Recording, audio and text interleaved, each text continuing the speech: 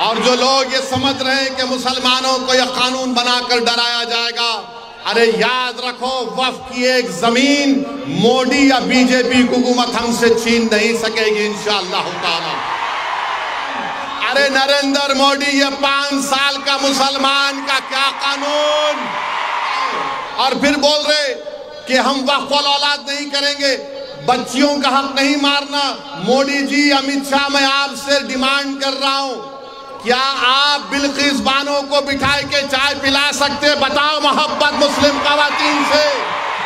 जिस बच्ची को 6-6, 8-8 लोगों ने रेप किया, तुम मुख्यमंत्री थे और अमित शाह ने होम मिनिस्टर होने के नाते उनके कातिलों को, उस इज्जत लूटने वालों को छोड़ दिया। और जो लोग जुल्म कर रहे हैं भारत में मुसलमानों पर, अरे जालिमों, हमको खतरा चीन से है, हमको खतरा पाकिस्तान से।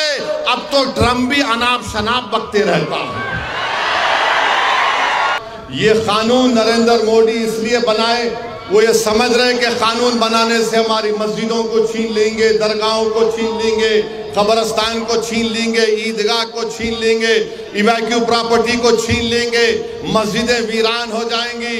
नहीं मिस्टर मोदी, हम भारत के मुसलमान हैं, मस्जिदें नहीं छोड़ेंगे। अब तो मस्जिदों को आबाद करेंगे।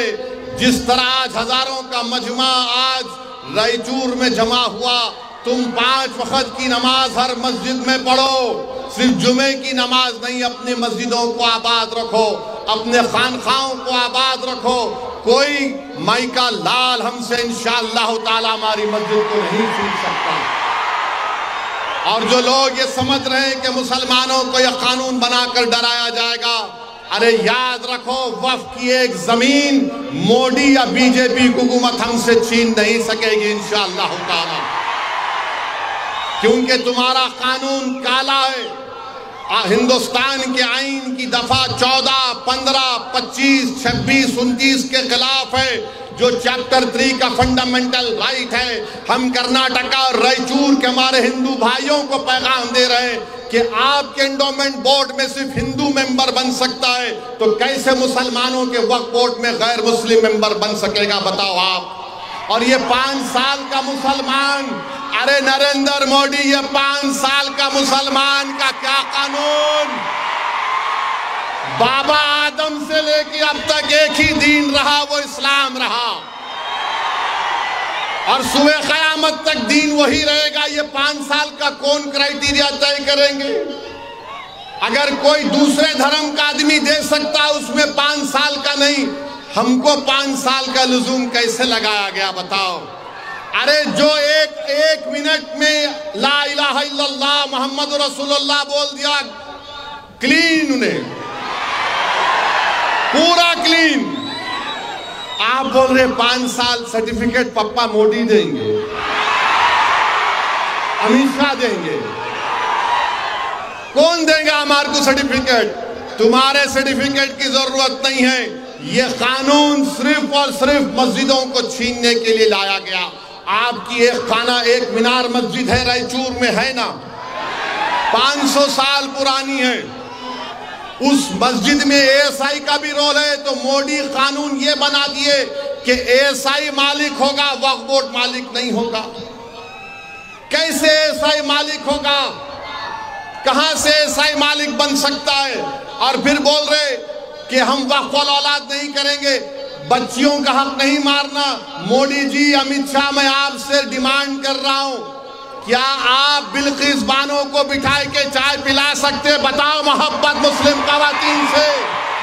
जिस बच्ची को 6-6, 8-8 लोगों ने रेप किया, तुम मुख्यमंत्री थे और अमित शाह ने होम मिनिस्टर होने के नाते उनके कातिलों को, उस इज्जत लूटने वालों को छोड़ दिया।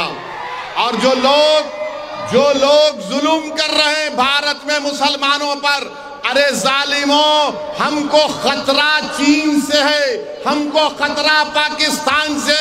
अब तो ड्रम भी अनाप शनाप बकते रहता है। अरे भारत को मजबूत करो। आपने क्या किया? मध्य प्रदेश में ईद से 2 दिन पहले हाजी मकसूद साहब को आपने पीट कर मार दिया। क्यों मारा आपने? क्या वजह थी? और एक राजगढ़ में हुआ, फिर रायसन में अरमान और जुनैद को मार दिया, जुनैद की मौत हो गई। अरमान वेंटिलेटर पर है और मध्य प्रदेश की पुलिस तो माशाअल्लाह जितना बोले कम। किसको पकड़े? नहीं पकड़े। अरे नाम तो बोल। नहीं, नाम नहीं बोलते। क्यों? आपके साले है, ससुरे है, क्या है? नाम बोलने से क्यों डर रहे? इतना शर्मा रहे क्यों? और फिर मध्य प्रदेश में आप देख लो, मध्य प्रदेश में 2017 में बजरंग दल के ध्रुव को पकड़ा गया, 16 अरेस्ट हुए। 2019 में बलराम सिंह को अरेस्ट किया गया, इंडियन एक्सप्रेस। क्या हुआ इन लोगों को? और फिर दलितों पे जुल्म हो रहा। 24 जून 2025 को ओडिशा में 2 दलित भाई बुल्लू और बाबुल नायक को क्या जानवर लेके जा रहे थे, जानवर को रोककर उनको पीटा गया। 30 लोगों ने मारा, उनके सर के बाल मुंडा दिए, हाथों को बांध दिया, 1 किलोमीटर उनको रेंगने लगाया, घास उनके मुंह में डाली। अरे बीजेपी वालों, बेशर्मो, देखो ये दलितों पर जुल्म हो रहा है, ये तुम जुल्म कर रहे हो। अरे जाओ ना, चीन को भगाओ जो हमारी 2000 स्क्वायर किलोमीटर जमीन पे कब्जा करके बैठा है, वहां पर जाकर हिम्मत दिखाओ, हम भी तुम्हारे साथ आएंगे। मगर यहां दलितों को मार रहे और बड़ा नेक काम समझ रहे। मध्य प्रदेश में यहां पर हाजी मकसूद को मार दिया गया, जुनैद को मार दिया गया। क्या हो रहा है हमारे देश में? हम बीजेपी से बोलना चाह रहे, बाहर के दुश्मन को देखो। और ये जितने गांव रक्षक है, इतने बहादुर है, तो पहले इनको चीन के सामने फेंक दो, लड़कियां चल। अरे देश को बचाओ, देश की रक्षा करो, देश को खतरा है चीन से। याद रखो, अगर भारत ताकतवर नहीं बनेगा इकोनॉमिकली तौर पर, मिलिट्री तौर पर, तो फिर हम क्या करेंगे? क्या करेंगे हम, बताओ?